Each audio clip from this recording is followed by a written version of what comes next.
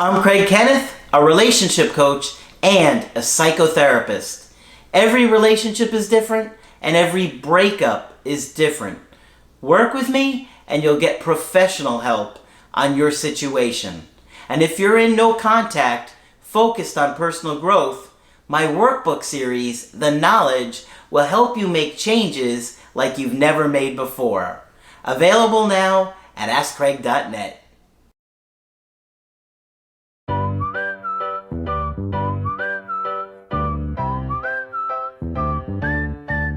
Hi there, I'm Coach Craig Kenneth. I'm Coach Margaret. And today we're going to be talking about why you're attracted to people that are bad for you. This is something that I have pondered about for a long time. Margaret and I have had many discussions on this topic over the years. Right. And, we've talked about it in some other videos in the past, but we're going to expand upon it today because a lot of it has to do with how we're treated in our childhood. Right. I know you're surprised to hear that from us. Yeah. So Margaret's got some interesting research that she found in a book. What was the name of the book? You Should Talk with Someone. Yeah. Maybe You Should Talk with Someone by Lori Gottlieb. And she does a wonderful description of what's called the repetition compulsion. Yeah. And I like it as well or better than my own explanation, so I'm going to share it with you. Okay. Now, can you give a brief introduction of what the repetition compulsion What the repetition culture... Okay, the repetition compulsion was named by our friend Dr. Freud many years ago and has not been talked about a whole lot until just in the last few years. Mm-hmm. And what it means is that if we have a trauma in our lives and we haven't been able to talk about it and resolve it, we have an urge to reenact it. Okay? In other words... Unconsciously, right. If you are say you grew up with an alcoholic dad and your last 3 boyfriends have turned out to be alcoholic, what it tells you is you're still somehow trying to work out the relationship and the sadness around your dad's alcoholism. And what you do is you keep repeating it. It's almost like, how many times do I have to see this play before I fully understand the plot? That's the best metaphor I can come up with for that. Okay. But we repeat in an effort to remember and resolve earlier trauma. Okay? Okay. So our friend Dr. Gottlieb here is talking with a client who has hooked up in her waiting room with a guy that does not look like he's going to be much good for her. And the client says, well, he's my type. And Dr. Gottlieb is considering, what does that mean? And what it really means is she tends to get hooked up with a certain type who repeat a pattern for her. Mm-hmm. Okay? So I just wanted to read you her description of the repetition compulsion.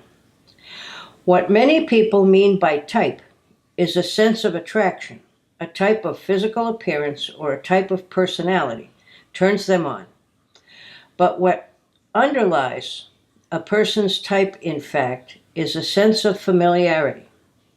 It is no coincidence that people who had angry parents often end up choosing angry partners. Yeah. That those with alcoholic parents are frequently drawn to partners who drink quite a bit. Or those who had withdrawn or critical parents find themselves married to spouses who are withdrawn or critical. Okay? Why would people do this to themselves? The question that we've all asked for years. Because the pull toward that feeling of home, of familiarity, makes what they want as adults hard to disentangle from what they experienced as children. Mm-hmm. Okay? They have an uncanny attraction to people who share the characteristics of a parent who has in some way hurt them. Mm-hmm.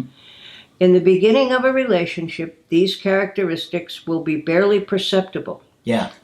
Okay? But the unconscious has a finely tuned radar system. It's incredible. Yeah. It's like unbelievable. Inaccessible to the conscious mind. Want me to read that again? Sure. Okay. In the beginning of a relationship, these characteristics will be barely perceptible, But the unconscious has a finely tuned radar system inaccessible to the conscious mind. Mm-hmm. It's not that people want to get hurt again. It's that they want to master a situation in which they felt helpless as children. Freud called this the repetition compulsion. Maybe this time, the unconscious imagines, I can go back and heal that wound from long ago. Yeah. By engaging with somebody familiar but new. The only problem is, by choosing familiar partners, people guarantee the opposite result. They reopen the wounds and feel even more inadequate and unlovable. This happens completely outside of awareness. Okay? Yeah. Is that It's clear, almost Craig? like our unconscious makes us take these exams in life. And until you pass the exam Right. and get the answer right, you're Yeah. stuck. Yeah. And then you just get frustrated and angry and Right. upset because you keep getting stuck. You keep getting stuck, yeah. The thing is, if you can find a way to talk about your disappointment about your childhood, it might spare you.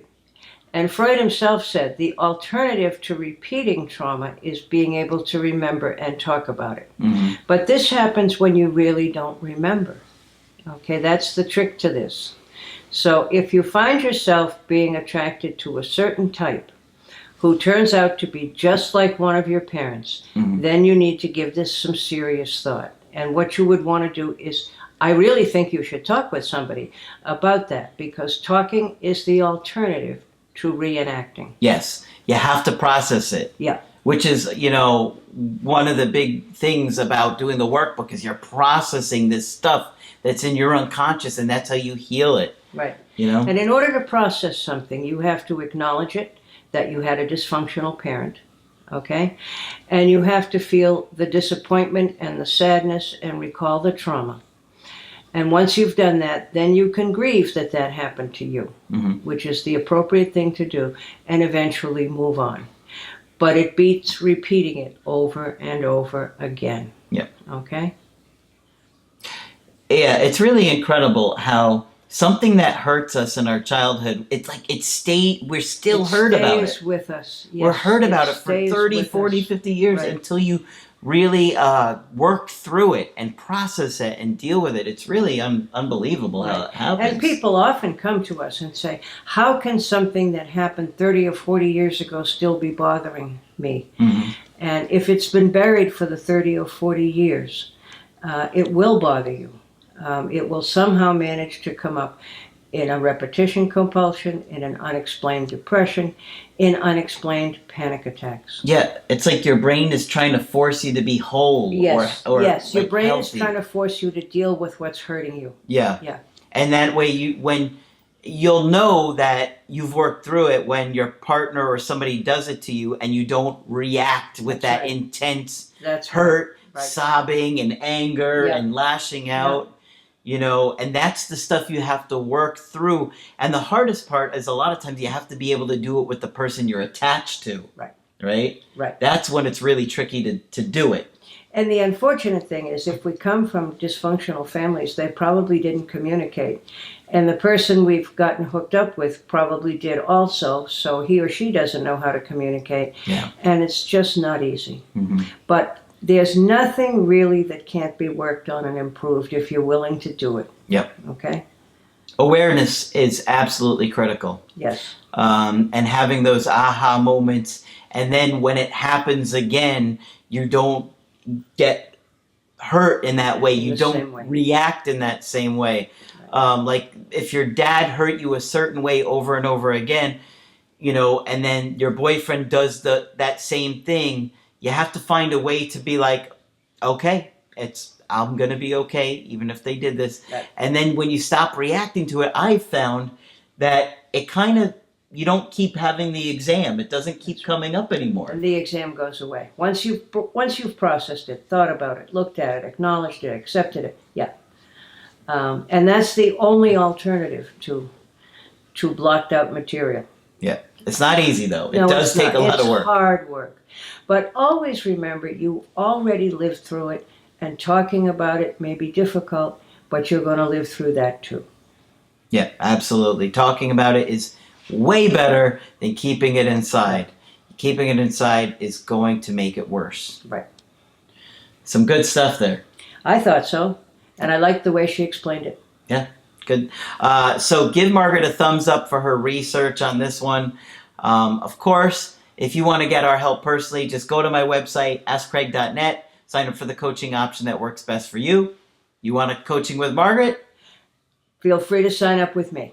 Just click on Margaret on the top of the website to do that. But that's it for this video. I'm Coach Craig Kenneth. I'm Coach Margaret. And we will talk with you soon.